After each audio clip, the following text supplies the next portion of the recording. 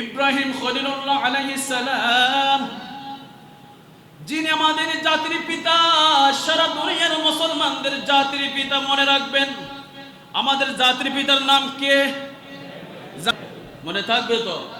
আমার কথা নয়, রব্বুল আলামিন 17 পারার 20 পৃষ্ঠায় বলেন, মিল্লাত আবিকুম ইব্রাহিম ওয়া সাম্মাকুমুল মুসলিমিন।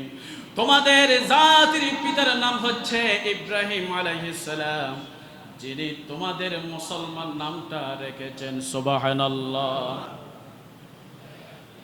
হযরত ইব্রাহিম খলিলুল্লাহ আলাইহিস সালাম তার বিশেষ দোয়াটা আমাদের নবী রহমাতুল লিল আলামিন নবী, দু জাহানের বাদশা নবী মুহাম্মদুর রাসূলুল্লাহ সাল্লাল্লাহু আলাইহি ওয়াসাল্লামের জন্য বরাদ্দ করে রেখেছেন।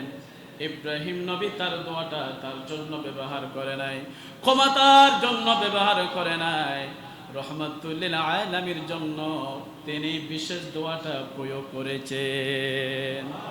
আমাদের নবীর জন্য দোয়া করেছেন কিভাবে? আল্লাহ তাআলা কোরআনুল কারীমের প্রথম পারার 19 পৃষ্ঠায় বলেন, রব্বানা ওয়াবআথ ফীহিম রাসূলাম মিনহুম ইয়াতলু আলাইহিম আয়াতিকা ওয়া ইউআল্লিমুহুমুল কিতাবা ওয়াল হিকমাতা ওয়া ইউযাক্কিহিম ইন্নাকা আনতাল আজিজুর হাকীম। আল্লাহু আকবার।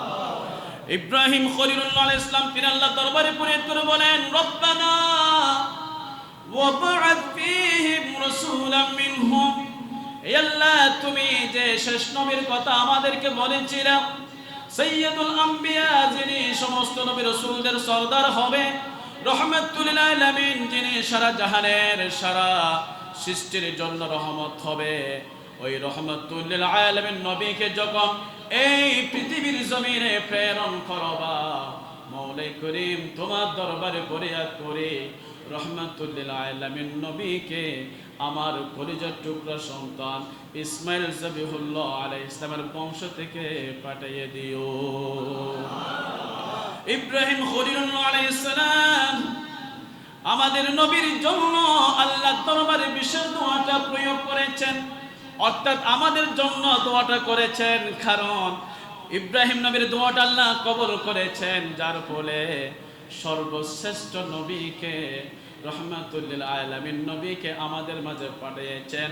সর্বশ্রেষ্ঠ নবীর উম্মত হওয়ার আমরা সুযোগ পেয়েছি। সর্বশ্রেষ্ঠ নবীর আমরা হলাম সর্বশ্রেষ্ঠ উম্মত। সুবহানাল্লাহ।